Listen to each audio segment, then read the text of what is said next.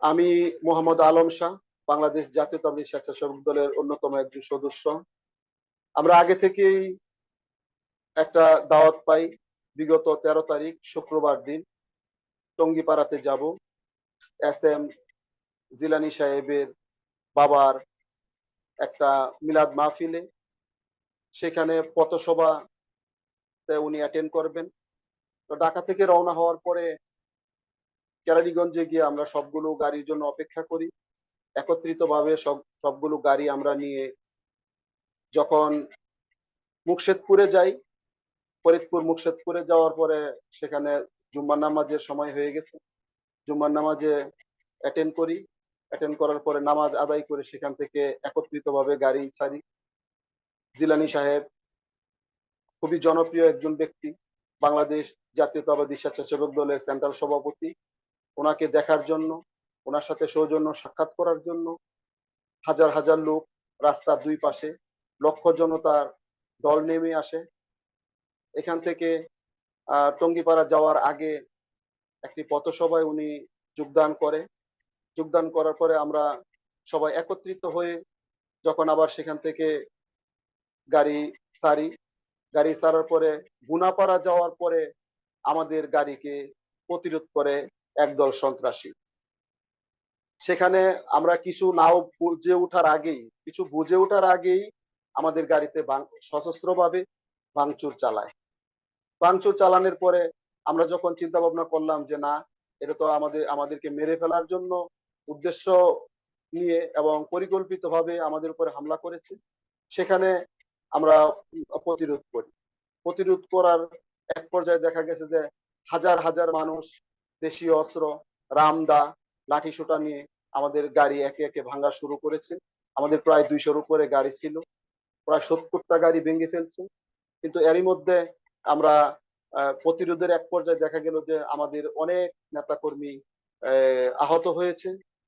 তারপরে প্রায় 1 ঘন্টা আমরা তাদের সাথে চেষ্টা করে হয়তোবা আমাদেরকে জীবন রক্ষার্থে, আমাদের জীবনকে রক্ষার স্বার্থে আমরা তাদের সাথে বাঁচার জন্য চেষ্টা করে যাচ্ছি। এরই মধ্যে মনে হলো যে আমার নেতা জনাব তারেক রহমান বলেছিলেন যে আমরা যাতে কারো সাথে হিংসাত্মক ভাবে কোনো আচরণ না করি, কারো উপর আক্রমণ না করি, সেই কথাটা মাথায় রেখেই আমরা তাদেরকে বোঝানোর চেষ্টা করি। কিন্তু যখন দেখলাম যে না, আমরা তাদেরকে বোঝাতে যাই আর ওরা আমাদেরকে গুলি করতে চায়, রামদা দিয়ে কূপ দিতে চায়, আমাদেরকে মারতে চায়, তখন আমরা প্রতিরোধের পথ বেছে নেই। এরই মধ্যে ওদের হাজার হাজার মানুষ অস্ত্র নিয়ে চলে আসে।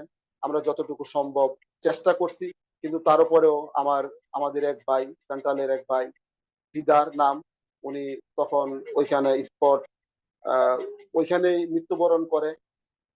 দুঃখের বিষয়, আজকে সাবেক প্রধানমন্ত্রী শেখ হাসিনার বাড়ি যেখানে টঙ্গিপাড়া, সেখানে যে এরকম টঙ্গিপাড়ায় উচ্ছৃঙ্খল এবং জঙ্গি সৃষ্টি করে গেছে, এটা আমাদের জানা ছিল না।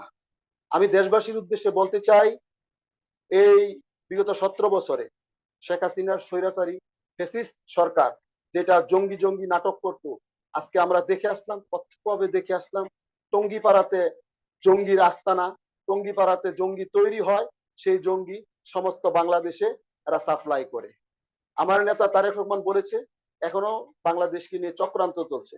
আমি বলবো, যেসব জায়গায় বাংলাদেশের যেসব জায়গায় বর্তমানে উচ্ছৃঙ্খল বিশৃঙ্খল হচ্ছে, এই টঙ্গিপাড়া থেকে এই সন্ত্রাসী সাপ্লাই করা হচ্ছে।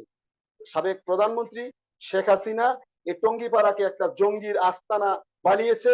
আমি বলবো বর্তমান যে সরকার আছে, ছাত্র আন্দোলনের ফসল, আমাদের আমাদের ছাত্রদের আন্দোলনের ফসল, এই সরকারের উপরে দাবি রেখে যাতে টঙ্গিপাড়ার সন্ত্রাসী বাহিনীকে নির্মূল করা যায়, তা না হলে বাংলাদেশে কিছুদিন পর পর এরকম জঙ্গি জঙ্গি হামলা হবে।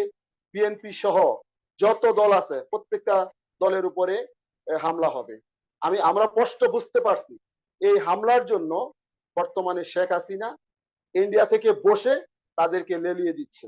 পরিশেষে বলবো, তখন ওই ঘটনা থেকে এস এম জিলানী সাহেব এবং ওনার ওয়াইফ, ওনার ছেলে, ওদেরকে টঙ্গিপাড়া হসপিটালে এবং আমাদের কিছু লোক তাদেরকে পিরোজপুর হসপিটালে পাঠিয়ে আমরা কোনো রকম সেখান থেকে জীবন নিয়ে ঢাকার উদ্দেশ্যে রওনা দিয়ে ঢাকায় আসি। আমাদের আপনারা জানেন, আপনারা যারা মিডিয়াতে কাজ করেন আপনারা দেখবেন তৎক্ষণাৎ বিভিন্ন হসপিটালে এবং ইসলামিয়া হসপিটালে চিকিৎসা নেওয়া হয়।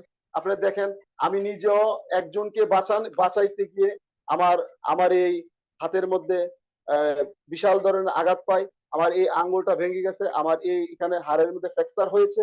তবে আমি বলবো দেশবাসী সহ বর্তমানে যারা বাংলাদেশে এই আওয়ামী লীগ ছাড়া যতগুলো দল আছে প্রত্যেকটা দলের নেতাকর্মীদেরকে বলবো এই উচ্ছৃঙ্খল এইরকম ঘটনা ঘটবে তা থেকে আপনারা সজাগ দৃষ্টি রাখবেন। বিশেষ করে বাংলাদেশ জাতীয়তাবাদী দল একটা বিশাল দল, বাংলাদেশ জাতীয়তাবাদী দল একটা ইনস্টিটিউট। এ দলের সকল নেতাকর্মীদেরকে বলবো এখন থেকে আমরা প্রতিরোধের ভাষায় কথা বলবো না, প্রতিরোধ করতে হবে এবং আক্রমণ আসলে যাতে করে আমরা প্রতিরোধ করতে পারি সেরকম চিন্তা ভাবনা যদি মাথায় থাকে তাহলে অবশ্যই এই সন্ত্রাসী বাহিনী মাথাচাড়া দিয়ে উঠতে পারবে না। আর প্রশাসনকে বলবো, বর্তমানে সেনাবাহিনী মাঠে ময়দানে আছে, তাদেরকে বলবো সঠিকভাবে তদন্ত করে যাতে করে আমাদের একটি ভাই নিহত হয়েছেন তৎক্ষণাৎ এবং যে আমাদের প্রায় শতজন কর্মী নেতা কর্মী আহত হয়েছেন তাদের খোঁজ খবর নিয়ে যাতে করে সেখানে যে সন্ত্রাসী বাহিনী আছে এটার দৃষ্টান্তমূলক শাস্তির ব্যবস্থা করা হয় এই আশা আমি ব্যক্ত করছি।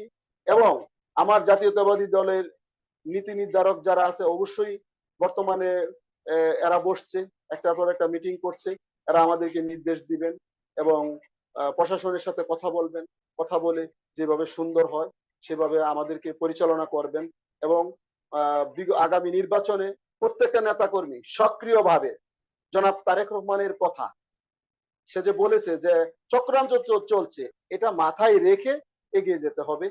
এ বলে আমার সংক্ষিপ্ত সাক্ষাৎকার শেষ করলাম। আল্লাহ হাফিজ। বাংলাদেশ জাতীয়তাবাদী দল জিন্দাবাদ। শহীদ প্রেসিডেন্ট জিয়াউর রহমান অমর হোক। খালেদা জিয়া জিন্দাবাদ। তারেক রহমান জিন্দাবাদ।